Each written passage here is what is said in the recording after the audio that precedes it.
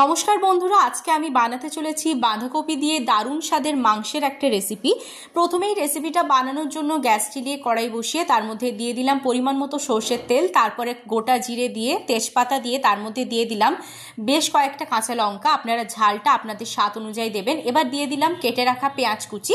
পেঁয়াজ কুচিটা একটু ভাজা ভাজা করে নিয়ে এর মধ্যে দিয়ে দিলাম 1 চামচ আদা আর রসুনের পেস্ট। এবার ভালো করে এটাকেও এর সাথে বেশ খানিকক্ষণ একটু নেড়েচেড়ে কষিয়ে নিয়ে দিয়ে দিলাম আমি টমেটো কুচি। টমেটো কুচিটাও এর সাথে নেড়েচেড়ে নিয়ে এর মধ্যে দিয়ে দিচ্ছি এক এক করে সমস্ত গুঁড়ো মশলা, হলুদ গুঁড়ো, ধনে গুঁড়ো, জিরে গুঁড়ো, স্বাদ মতো নুন, আর দিয়ে দিচ্ছি কাশ্মীরি লাল লঙ্কার গুঁড়ো। এবার অল্প একটু জল দিয়ে মশলাটা খুব ভালো করে কষিয়ে নেব যতক্ষণ না মশলার থেকে তেল ছেড়ে দিচ্ছে। এবার দেখুন অল্প পরিমাণ যে মাংসটা নিয়েছিলাম, এখানে কিন্তু আমি নিয়েছি 600 গ্রাম মাংস। এবার সেই মাংসটা এর মধ্যে দিয়ে দিয়েছি। এবার ভালো করে মাংসটাকে কষিয়ে নিয়ে এবার এটাকে কিন্তু আমি বেশ খানিকক্ষণ ঢাকা দিয়ে রাখছি। ঢাকা দিয়ে দিচ্ছি। এবার ফিরে আসছি কিছুক্ষণ পর।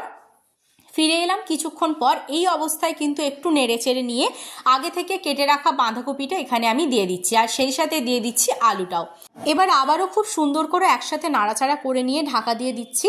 ফিরে এলাম বেশ খানিকক্ষণ পর। মাংস বাঁধাকপি দুটোই খুব ভালোভাবে সেদ্ধ হয়ে গেছে। ওপর থেকে ছড়িয়ে দিচ্ছি ধনেপাতা কুচি। দুর্দান্ত একটা গন্ধ বেরিয়েছে। গরম গরম ভাতের সাথে খেতে কিন্তু দারুণ লাগে।